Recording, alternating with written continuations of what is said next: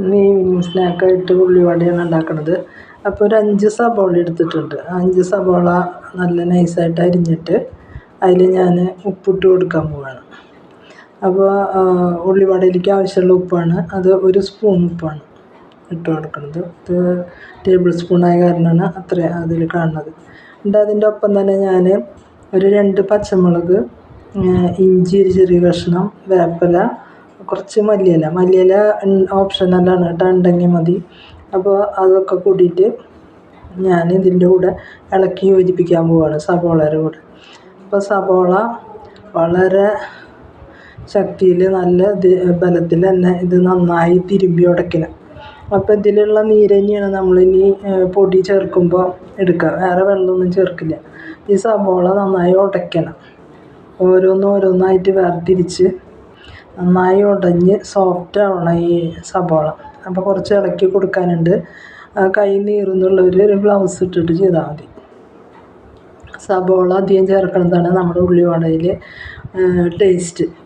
അപ്പോൾ അത് കാരണം ഞാൻ അത്യാവശ്യം ഉള്ളി ചേർത്തിട്ടുണ്ട്. ചിലർ കുറച്ച് ഉള്ളി കുറയ്ക്കും.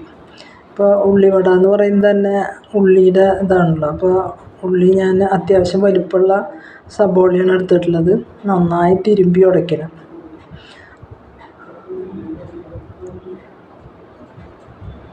എനിക്കിതിങ്ങനെ ഇടയ്ക്കിടയ്ക്ക് ചെയ്തത് കയ്യിന് അങ്ങനെ മുളക് കയ്യിൽ പറ്റുമെന്നുള്ളതൊന്നുമില്ല. ചിലർക്ക് നീറും. എനിക്കൊക്കെ ആദ്യകാലത്ത് ഇങ്ങനെ പച്ചമുളക് ഇങ്ങനെ കൂട്ടി തിരുമ്പി വയ്ക്കുമ്പോൾ കൈ നീറാറുണ്ട്. അപ്പം അങ്ങനെയുള്ളൊരു ഗ്ലൗസ് ഇട്ടാൽ മതി. തുടക്കക്കാർക്കൊക്കെ അങ്ങനെ ഉണ്ടാവാൻ സാധ്യതയുണ്ട്. കാരണം നമ്മൾ നന്നായി ഇതങ്ങോട്ട് ചേർക്കുന്നുണ്ടല്ലോ സബോളയിൽ. വെള്ളമൊക്കെ ഇങ്ങനെ പോരണം. അങ്ങനെ ഉടച്ച് തിരുമ്പി നമ്മൾ എടുക്കണം. എന്നിട്ട് ഇതൊരു 10-15 മിനിറ്റ് അല്ലെങ്കിൽ ഒരു അരമണിക്കൂറൊക്കെ വെക്കാം. ഞാനിപ്പോൾ ഒരു 15 മിനിറ്റാണ് വെക്കുന്നത്. അപ്പോൾ ഇതേപോലെ ഉടച്ചിട്ടുണ്ട് ഞാൻ, കണ്ട. ഇനി ഇതൊരു 15 മിനിറ്റ് ഞാൻ റെസ്റ്റ് ചെയ്യാൻ വെക്കണം. ഇനി 15 മിനിറ്റ് കഴിഞ്ഞപ്പോൾ ഞാൻ വെളിച്ചെണ്ണ വെച്ചിട്ടുണ്ട്. ഇനി ഇതിൽ ചേർക്കണത് ഒരു 4 ടേബിൾ സ്പൂണ് മൈദപ്പൊടി എൻ്റെ അടിയിൽ കിടക്കുന്നുണ്ട്, കണ്ടോ.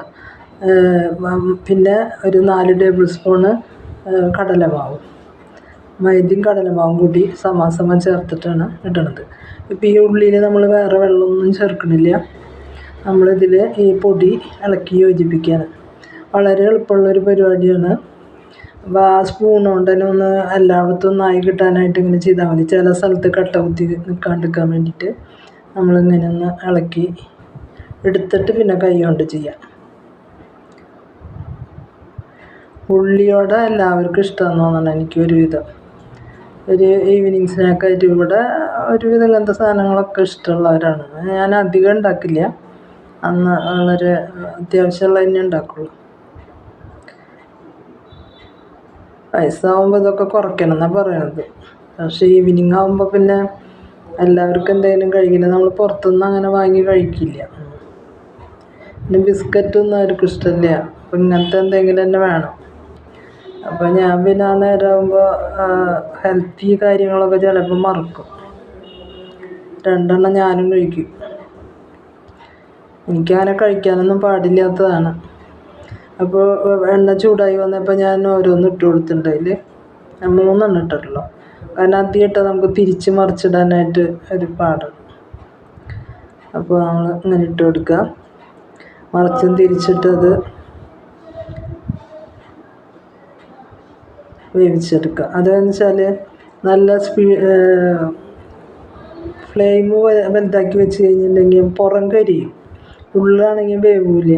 ഇതിപ്പോൾ നല്ല ക്രിപ്സി ആയിട്ടിരിക്കണമെന്ന് വെച്ചിട്ടുണ്ടെങ്കിൽ നമ്മളിങ്ങനെ ചെറു തീയിലിട്ടിട്ട് തിരിച്ചും മറിച്ചിട്ട് കൊടുത്തിട്ട് നമ്മൾ എടുക്കണം. അപ്പോൾ കുറച്ച് ടൈം പോയാലും നല്ല ടേസ്റ്റായിട്ട് ഉള്ളിവട കിട്ടും. അല്ലെങ്കിൽ പുറം ഭാഗം കരിഞ്ഞിരിക്കും. ഉള്ളിയൊക്കെ ഇങ്ങനെ പ്രൊജക്റ്റ് ചെയ്ത് നിൽക്കണ കാരണേ അതൊക്കെ ഇങ്ങനെ കരിഞ്ഞു പോകാൻ സാധ്യതയുണ്ട്. അപ്പോൾ നമ്മൾ ആയി വന്നിട്ട് നമുക്ക് എടുക്കാം. ഇതാണ് അതിൻ്റെ ഒരു ഗോൾഡൻ കളർ, കണ്ട. അപ്പോൾ നല്ല ക്രിപ്സി ആയിട്ടുള്ള ഉള്ളിവട റെഡി. അപ്പോൾ നിങ്ങൾക്ക് ഇഷ്ടപ്പെട്ടാൽ ലൈക്ക് ചെയ്യുക, ഷെയർ ചെയ്യുക, സബ്സ്ക്രൈബ് ചെയ്യുക. Thank you.